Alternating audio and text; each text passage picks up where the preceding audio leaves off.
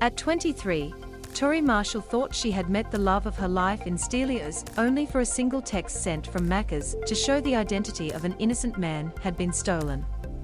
When Torrie Marshall came across Stelios' Tinder profile, she was immediately attracted to him. In 2019, the then 23-year-old beauty therapist had recently moved to the Blue Mountains, west of Sydney, for work and was looking to date. "I had just been traveling to Bali, and I had my sister's wedding," she told news.au. "When I came home I was feeling a little bit post-holiday blues and lonely, so I jumped on Tinder." Talking to Stelios, Ms. Marshall felt an instant spark. The handsome Greek business consultant living in Sydney seemed to really understand her. "He was obviously very attractive physically, but I think as time went on we got on so well. We just had the same sense of humor, the same sort of family values," she said. "We just connected on this emotional connection that I hadn't really felt with a lot of guys my age. It seemed like the perfect start to a new relationship, but there was just one problem: Stelios didn't exist." Instead, Ms. Marshall, who appears on this week's episode of Insight on SBS, was being catfished, manipulated by a complete stranger. Torrie Marshall thought she had swiped right on a business consultant living in Sydney, but the photos were actually of famous singer Stelios Argyros, who was not in any way involved in the catfishing. Picture, Instagram or Stelios Argyros. "We would be on the phone for hours." After hitting it off on Tinder, Stelios moved their chat to Facebook Messenger, however, bizarrely claimed he wasn't able to add her as a friend on the social media site.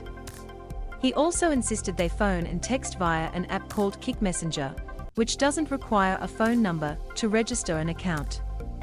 Uncomfortable with the idea of FaceTiming someone she hadn't met in person, Ms. Marshall was fine with his suggestion they only talk on audio calls. Ms. Marshall felt an instant spark with Stelios. Picture, supplied. "He got very defensive with me."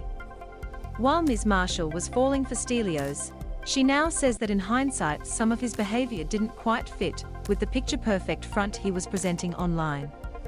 While he claimed to work as a successful business consultant at a real-life Sydney-based company, he would often talk to her until 4 a.m. Ms. Marshall had been unable to meet Stelios in person because of her work commitments, however, was surprised by his reaction when she announced she would be coming to Sydney and wanted to see him. "I was traveling through Sydney and I asked him if he just wanted to catch up and get a drink or whatever," she said. "He got very defensive about it and said he was busy with work and he can't just drop everything to have a drink with me, which I found kind of weird." Stelios would also pressure Ms. Marshall into sending intimate photos of herself, saying he would end things if she didn't.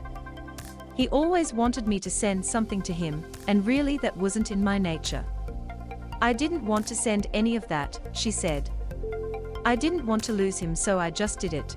But afterwards I just felt so disgusting that I had done that, as I didn't want to do it."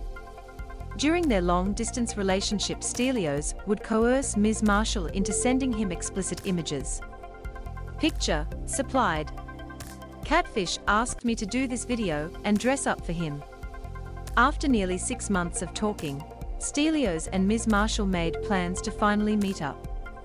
He said he would come to spend a week with Ms. Marshall at her Blue Mountains home, prompting her to take time off work in anticipation. There was just one thing he needed her to do before she got there. "He asked me to do this sexually explicit video and dress up for him," Ms. Marshall said. "Immediately I said no because I didn't want to do it. I didn't feel comfortable." In response, Stelios said he wouldn't see Ms. Marshall unless she sent him the video, claiming he was waiting at a McDonald's near her house. "In the moment I was like, I'll just quickly go and do the video," Ms. Marshall said. As soon as Ms. Marshall sent the video, Stelios cut off all contact with her, deactivating his Facebook account.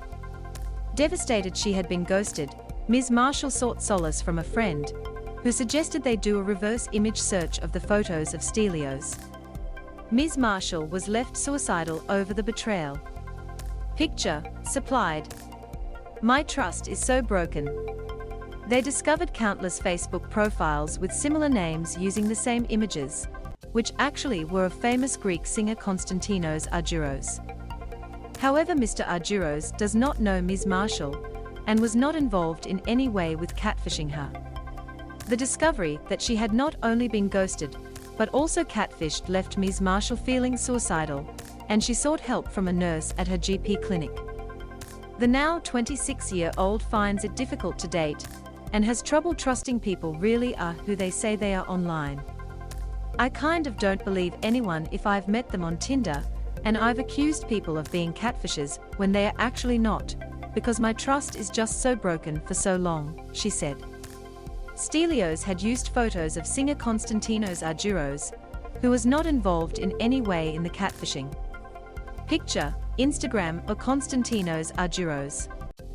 Finding closure. Torrie has since contacted a woman Stelios claimed was his ex-girlfriend, discovering the girl was also duped in the same way she was. "I let her know that he was using her photos," she said. She had no idea. To this day, Torrie has no clue who the real Stelios is. "I used to want to know so bad, I was going to hire a private investigator. I was going to go on the show, all this stuff to actively find who he was," she said. "But at the end of the day, what is that going to give me? He's already lied to and betrayed me." Watch Torrie's full interview on SBS Insight this Tuesday at 8:30 p.m. or stream on SBS On Demand. *, not his real name.